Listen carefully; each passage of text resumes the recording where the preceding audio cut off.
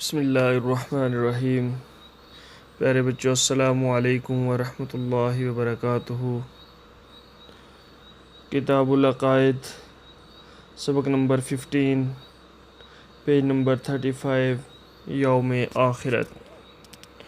پیارے بچوں، آج ہم نے کتاب العقائد میں سے یوم آخرت کے تعلق سے پڑھنا ہے کہ آخرت کا دن کیا ہے اور انسان کے اوپر اللہ تعالیٰ نے کون کون سی نعمتیں انسان کو عطا فرمائیں، اور اس کے بعد جو ہے قیامت کے دن کیا ہوگا اور کس چیز کے اوپر جو ہے ہمیں ایمان رکھنا ہے۔ تو دیکھیے، یوم آخرت اللہ تعالیٰ نے انسان کو بہترین قد اور کٹھ میں بنایا۔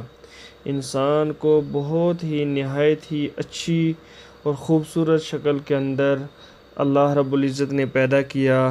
نہ تو زیادہ لمبا پیدا کیا، نہ ہی زیادہ جو ہے چھوٹا پیدا کیا، اور نہ ہی کسی اور شکل میں، بلکہ نہایت ہی بہترین اور خوبصورت صورت میں اللہ رب العزت نے انسان کو پیدا کیا، اور اس کے لیے زمین کی ہر چیز پیدا کی۔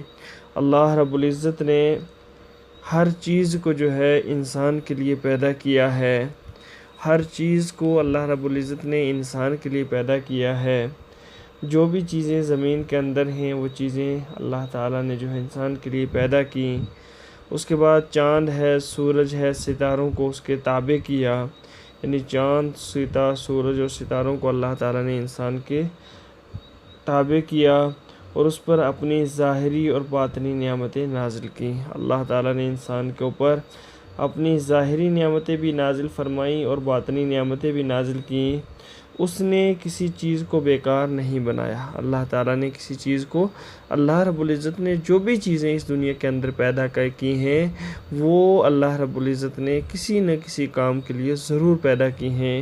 کسی چیز کو بیکار نہیں بنایا، بلکہ ہر چیز کو اس لیے بنایا تاکہ وہ اس دنیا میں آزمائے، پھر آخرت میں اس کا حساب لے۔ اللہ رب العزت نے انسان کو بہت ساری نعمتوں سے اس دنیا کے اندر نوازا، مگر ان نعمتوں کو جو ہے اللہ تعالیٰ نے بیکار اور عبث نہیں پیدا کیا، بلکہ اللہ رب العزت نے اس لیے پیدا کیا کہ رب ذوالجلال انسان کو یہ نعمتیں عطا کرے، اور نعمتیں عطا کرنے کے بعد دنیا میں آزمائے اور پھر آخرت میں اس کا حساب لے۔ اللہ رب العزت یعنی کہ آزمائے کہ اس دنیا کے اندر رہ کر انسان میری نعمتوں کو کس طرح استعمال کرے گا، کس طرح میری نعمتوں کے اوپر شکر گزاری کرے گا، اور اس کے بعد آخرت میں اس کا حساب بھی لے گا۔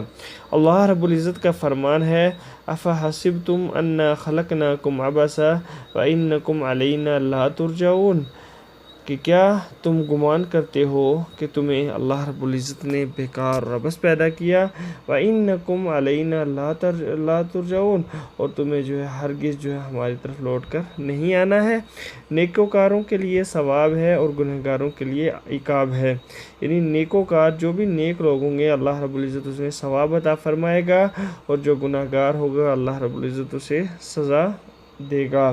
فَمَن يَعْمَلْ مِثْقَالَ ذَرَّةٍ خَيْرًا يَرَهُ وَمَن يَعْمَلْ مِثْقَالَ ذَرَّةٍ شَرًّا يَرَهُ۔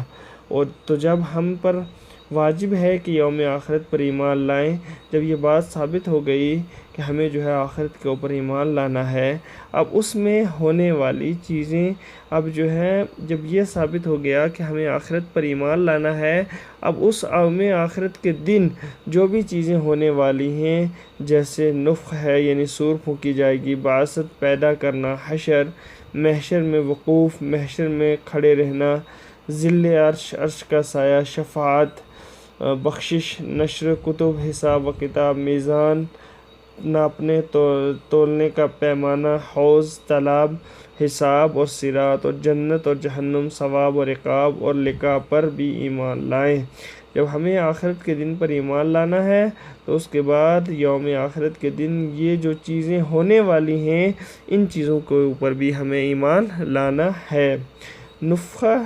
نفخ دو ہیں، یعنی سور دو ہیں، ایک نفخہ موت کے لیے اور ایک نفخہ باعث کے لیے۔ یعنی جب ایک سور پھونکی جائے گی، حضرت اسرافیل علیہ السلام ایک سور پھونکیں گے تو جس سے تمام کے تمام لوگ جو ہیں ختم ہو جائیں گے، دنیا کی ہر چیز ختم ہو جائے گی۔ پھر اللہ رب العزت حکم دے گا، جب دوسری سور پھونکی جائے گی تو دوبارہ جو ہے پیدا ہونے لگیں گے، دوبارہ اپنے قبروں سے اٹھنے لگیں گے۔ اللہ تعالیٰ کا ارشاد وَنُفِخَ فِي الصُّورِ فَصَعِقَ مَا فِي السَّمَاوَاتِ وَمَا فِي الْأَرْضِ إِلَّا مَن شَاءَ اللَّهُ ثُمَّ نُفِخَ فِيهِ آخِرَ فَإِذَا هُمْ قِيَامٌ يَنظُرُونَ۔ اور جب سور پھونکا جائے گا تو آسمان اور زمین والے بے ہوش ہو کر گر پڑیں گے۔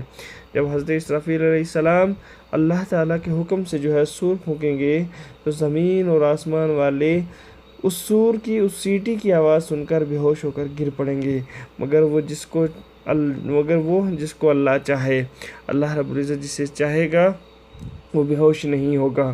پھر دوسری مرتبہ سور پھونکی جائے گا تو سب کھڑے ہو کر دیکھنے لگیں گے۔ تو یہ تھا آج کا ہمارا سبق یوم آخرت، کہ آخرت کے دن کے اوپر ہمیں ایمان لانا ہے۔ اللہ رب العزت نے بہت ساری انسانوں کو نعمتیں عطا کیں، اس لیے کہ دنیا میں آزمائے اور آخرت میں حساب لے، اور یوم آخرت کے دن جو چیزیں ہونے والی ہیں ان کے اوپر ہمیں ایمان لانا ہے۔ اور 2 مرتبہ سور پھونکی جائے گی، ایک سیٹی سے جو ہے تمام کے تمام لوگ زمین اور آسمان والے ختم ہو جائیں گے، اور دوسری سے جو ہے دوبارہ پیدا ہوں گے۔ یہ تھا آج کا ہمارا سبق۔ اب دیکھیے اس کے الفاظ معنی۔ نفخ کا معنی ہے سور پھونکنا، نفخ کا معنی کیا ہے؟ پھونکنا، نفخ کا معنی ہے پھونکنا۔ بعث کا مطلب ہے بھیجنا۔ نشر کتب کا معنی ہے حساب و کتاب۔ اور حوض کا معنی ہے تالاب۔ وقوف کا معنی ہے ٹھہرنا۔ اور ظل عرش کا سایہ۔ تو یہ تھے ہمارے الفاظ معنی اسی چیپٹر کے اندر، جو چند مشکل الفاظ تھے ان کے معنی۔ اب جو ہے یہاں پر جو ہے 6 کوشچن دیے گئے ہیں، اب ان کے ہمیں آنسر دیکھنے ہیں۔ سب سے پہلا کوشچن ہے، اللہ تعالیٰ نے انسان کو کس قد کٹ کا بنایا؟ تو اس کا آنسر ہے، اللہ تعالیٰ نے انسان کو بہترین قد کٹ میں بنایا ہے۔ دوسرا کوشچن ہے، انسان کے لیے کیا کیا بنایا؟ تو دوسرے کوشچن کا آنسر ہے، اس کے لیے زمین کی ہر چیز پیدا کی ہے۔ یہ ہے دوسرے کوشچن کا آنسر۔ کوشچن نمبر 3 ہے، کس چیز کو اس کے لیے تابع کیا؟ تو کوشچن نمبر 3 کا آنسر ہے، چاند، سورج، ستاروں کو اس کے تابع کیا ہے۔ یہ ہے کوشچن نمبر 3 کا آنسر۔ کوشچن نمبر 4 ہے، انسان پر کون سی نعمتیں نازل کیں؟ تو کوشچن نمبر 4 کا آنسر ہے، اس پر اپنی ظاہری باطنی نعمتیں نازل کی ہیں۔ یہ ہے کوشچن نمبر 4 کا آنسر۔ اس کے بعد ہے کوشچن نمبر 5، اللہ تعالیٰ نے یہ سب کیوں کیا؟ تو یہ اس کا آنسر ہے کوشچن نمبر 5 کا، ہر چیز کو اس لیے بنایا تاکہ وہ اس دنیا میں آزمائے اور پھر آخرت میں اس کا حساب لے۔ یہ ہے کوشچن نمبر 5 کا آنسر۔ اس کے بعد ہے کوشچن نمبر 6، قیامت کے دن کیا معاملات ہوں گے؟ کوشچن نمبر 6 کا آنسر ہے، نیکوکار کے لیے ثواب ہے اور گناہگار کے لیے عقاب ہے، یعنی سزا ہے۔ تو یہ تھے 6 کوشچن۔ اب ہے بچوں، آج کے سبق میں تم یوم آخرت میں کیا سمجھے، اپنے ساتھیوں کے درمیان مباحث کرو، اور پھر جو بات سمجھ میں نہ آئی ہو وہ اپنے اساتذہ سے اچھی طرح سمجھ سکتے ہو۔ تو یہ تھے 6 کوشچن اور اس کے آنسر اور اس کے الفاظ معنی، اور آج کا ہمارا سبق یوم آخرت۔